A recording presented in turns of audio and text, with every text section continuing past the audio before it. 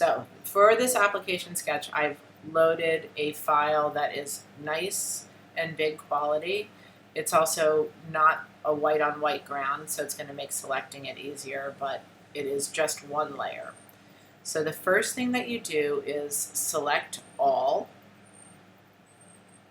and then do new layer via cut to cut that off the background so that it's free floating. So keep an eye on the layers menu.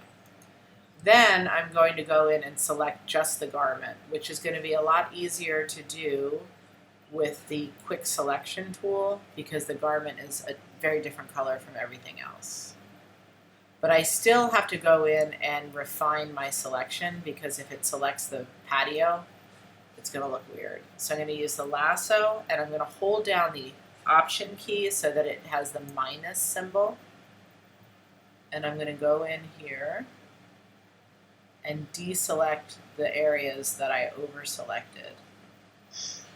I think it's the Alt key for non. It is. Mac It's the book. Alt key Yeah. for PC, and it's the Option key for Mac. Thank you for clarifying that.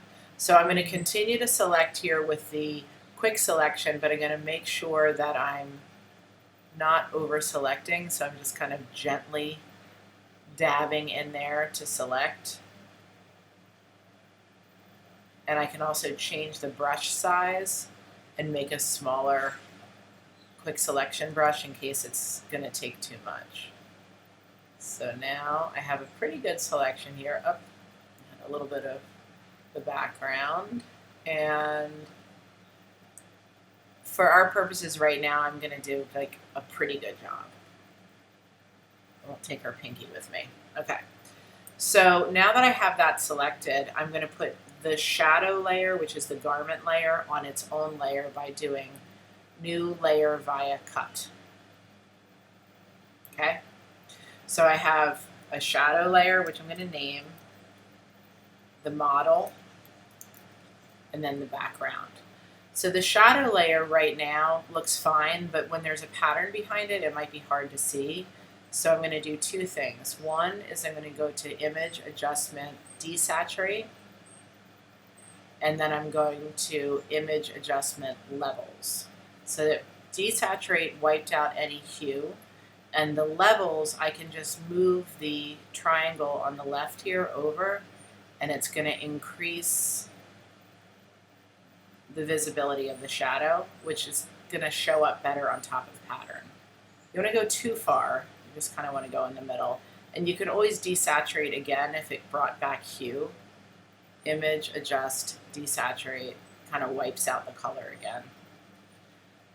So now that I'm ready to do this, I want to add clipping masks to the areas that I know are going to be different directionally. And just for the sake of the demo, I'm going to keep it simple and do a clipping mask for the straps and the waistband. That'll be one. And a clipping mask for this little section of skirt. And then a third one for the rest of the skirt.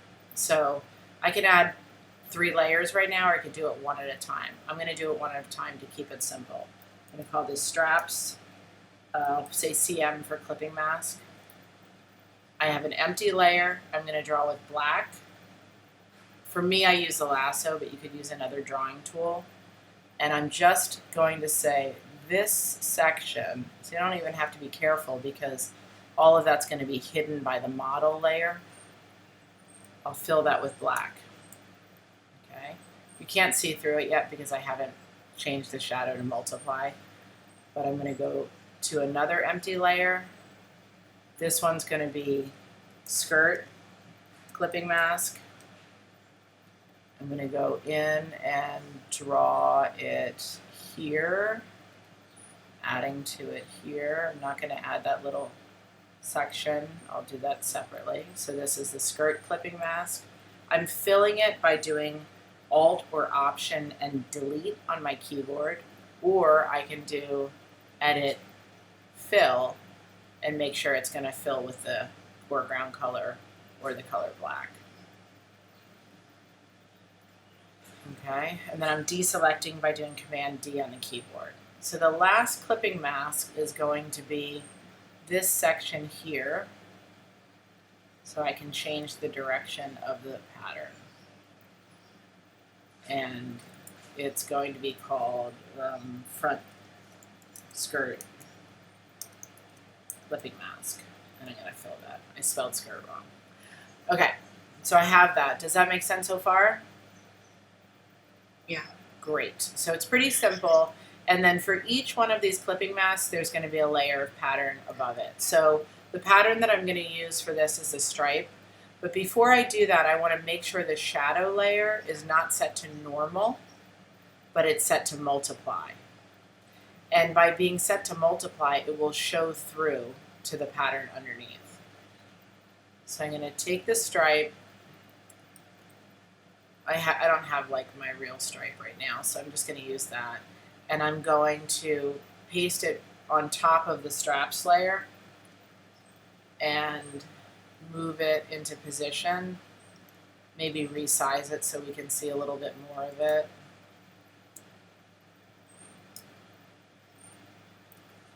And right now it's in the skirt, but we only want it in the straps, so I'm going to activate that clipping mask by holding the Alt or Option key down and then clicking on the line between those two layers so that now it's inside the strap area only and invisible everywhere else. Now that it's in there, I can do things like rotate it, so I'm doing Command T on my keyboard, and I can resize it if I want to, or whatever.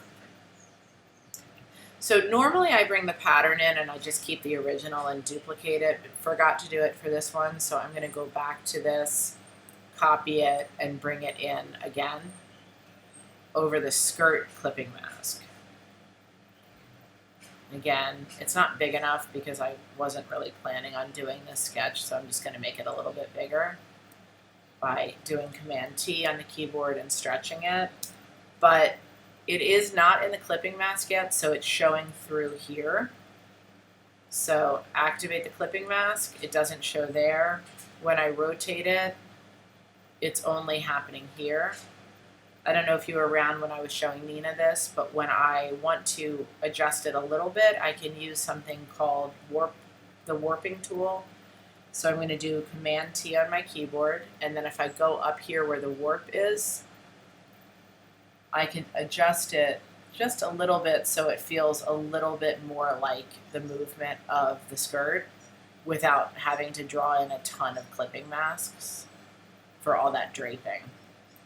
So I do think it's like not super convincing, but if it's just for a presentation, I think it's fine. And then the last section I'm going to add the stripe to, which I can just copy and paste in here again, is the front of the skirt. So I'm going to activate the clipping mask. And for this, I mean, you have to think about fabric a little bit.